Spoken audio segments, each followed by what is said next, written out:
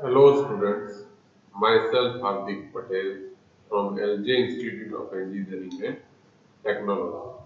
Now, in the last session, we have seen the Maclaurin series and we have solved some of the examples using standard Maclaurin series. Correct? So, in the today's session, first we are going to revise the binomial series, then the example based on the binomial series, and then we are going to find the examples by differentiation and integration. How to use the derivative and integration to obtain the Maclaurin series. Okay. So first of all, revision. Our binomial series is basically a x plus y raised to n is given by nc0 x raised to n y raised to 0 plus nc1 x raised to n minus 1 y raised to 1 plus nc2 x raised to n minus 2 y square plus nc3 x raised to n minus 3 y cube plus so on. And the general term will be ncr x raised to n minus r y raised to 1 plus the dot dot dot, the last term will be ncn x raised to 0 y raised to 1. Right? So nc0 and ncn has a value 1. Correct? NC1 has a value 1, same whether NCN 2 has a value n minus 1 by 2 factorial. NC3 has a value n minus 1, n minus 2 upon 3 factorial and so on. So, if you are going to put these values, then you will get the series in this form: x raised to n plus n x raised to n minus 1 y plus n minus 1 by 2 factorial x raised to n minus 2 into y square plus n minus 1 n minus 2 divided by 3 factorial into x raised to n minus 3 y cube plus so on so on so on. Now, we are using this binomial series, and here we are replacing x by 1, and we are considering that if n is not going to be a integer, if it is not integer, then instead of this finite terms you have a infinite terms. Correct? So in that case your series is going to be like this, that 1 plus y raised to n, that will be a 1 plus ny plus n minus 1 by 2 factorial into y square plus n minus 1 n minus 2 upon 3 factorial y cube plus so on so on. Why here we have written in this form? Because see, simple, if n is integer, then after finite terms, suppose n is 2, then this term is going to be 0 and all terms after this one are going to be 0. Then, same whether n is 3, then the term next to this one are going to be 0. But if it is not integer, then neither of this coefficient is going to be 0 for any value. And that's why you get infinitely many terms. Then, now, if you are going to put n is equal to minus 1, then this is going to be a 1 plus y raised to minus 1, that is 1 upon 1 plus y. That is nothing but 1 minus y plus y square minus y cube plus y raised to 4 minus y raised to 5 and so on. And if you are replacing y by minus y, then you will get 1 minus y raised to n, that will be a 1 minus ny plus n minus 1 by 2 factorial y square minus n minus 1 n minus 2 by 3 factorial y cube and so on. Because see, you are putting n is equal y is equal to minus y, then odd power terms are going to be have a negative sign. Here we are going to put n is minus 1 here, then that will give you 1 plus y square plus y cube and so on. Done? Now, going on to the example. Obtain the expansion of 1 plus x square upon 1 plus x raised to 4. Okay? So if you are starting with the solution, then y is equal to 1 plus x square upon 1 plus x raised to 4. Done? So I am going to write this in the form of 1 plus x square into 1 plus x raised to 4 raised to minus 1. Now 1 plus x raised to 4 into minus 1 is 1 plus y raised to minus 1. and it has an expansion 1 minus y plus y square minus y cube and so on. So y is replaced with x raised to 4. So you will have 1 minus x raised to 4 plus x raised to 4 the whole square minus x raised to 4 the whole cube plus x raised to 4 the whole raised to 4 minus so on. So simplifying this one, that will give you 1 plus x square into another bracket 1 minus x raised to 4 plus x raised to 8 minus x raised to 12 plus x raised to 16, not 20, sorry, instead of 20 here we have 16 and so. Right? So if you are going to multiply this, so 1 into whole terms plus x square into whole terms, correct? So that will give you, here we have a 16, here also we have a 16. Okay. So simplifying, so 1 into this, that will be this. And x square into this, that will be x square minus x raised to 6 plus x raised to 10 minus x raised to 14 plus x raised to plus x raised to 18 and so. And now we are writing it in ascending powers, and that will give 1 plus x square minus x raised to 4 minus x raised to 6 plus x raised to 8 minus x raised to plus x raised to 8 plus x raised to 10 minus x raised to 12 x raised to 14 and so on. Okay. Now the method of differentiation and the integration. Okay. Prove that log of sec x is equal to x square by 2 plus x raised to 4 by 12 plus x raised to 6 by 45 and so we have y is equal to log sec x. So dy by dx, that will be a 1 upon sec x into sec x 10. That means you have dy by dx is equal to 10. Correct?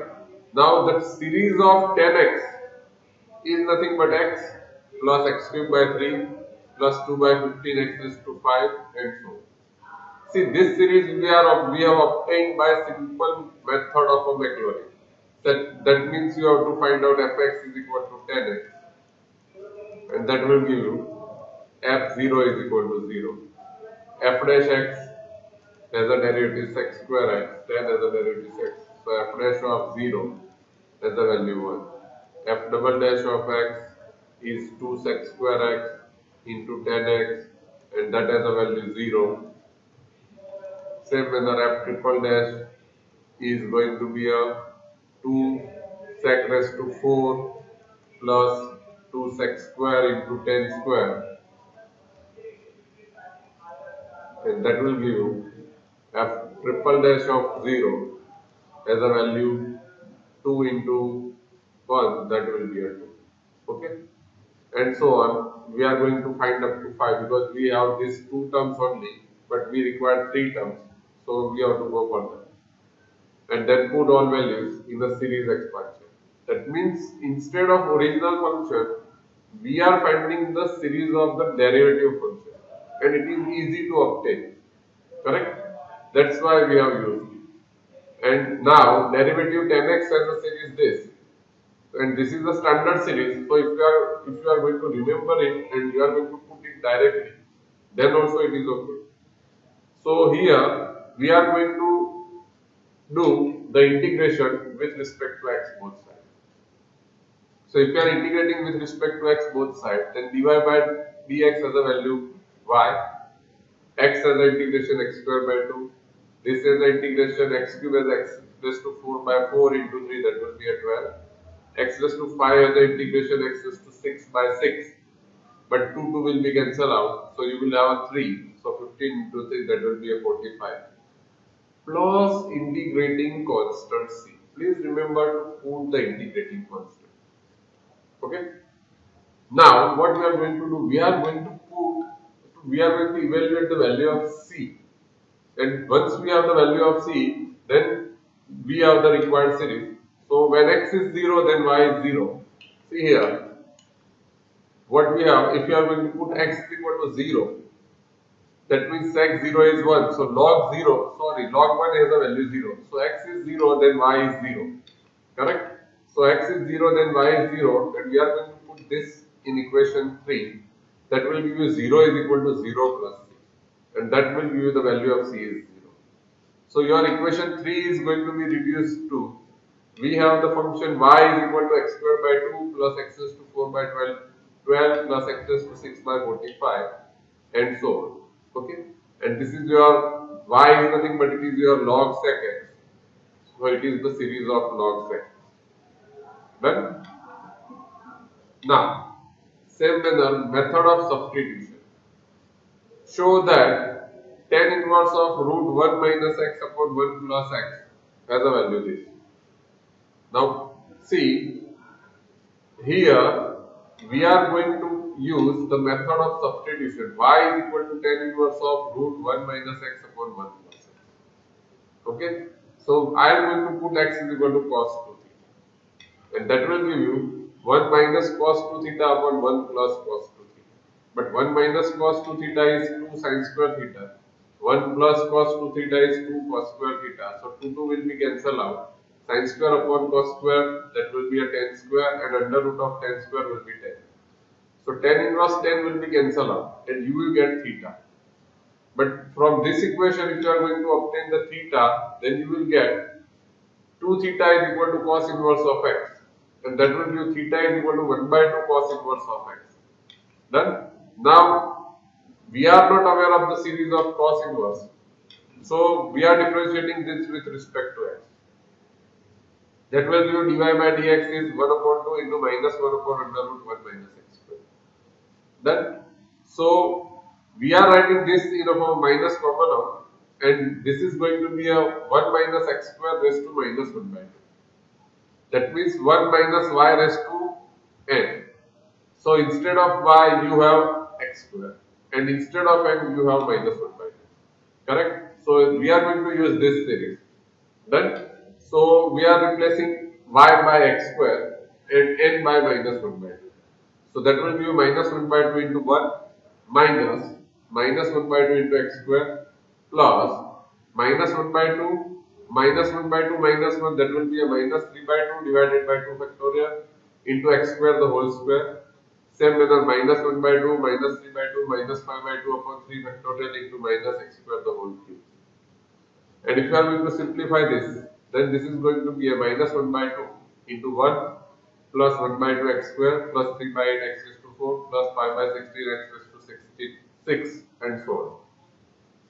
Now, integrating with respect to x, and that will give y is equal to minus 1 by 2 plus x cubed by 3, 6 plus 3x raised to 5 by 40 and so on, plus integrating constant c.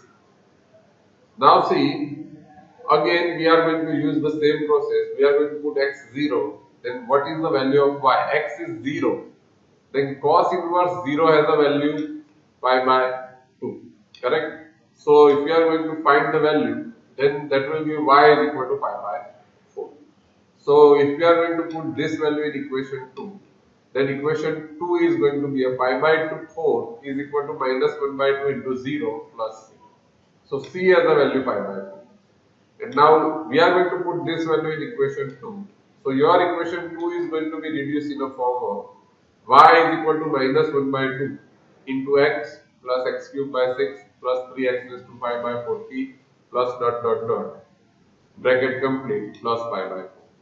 So tan inverse of under root 1 minus x upon 1 plus x has the series pi by 4 minus 1 by 2 into the bracket x plus x cubed by 6 plus 3x raised to 5 by 48.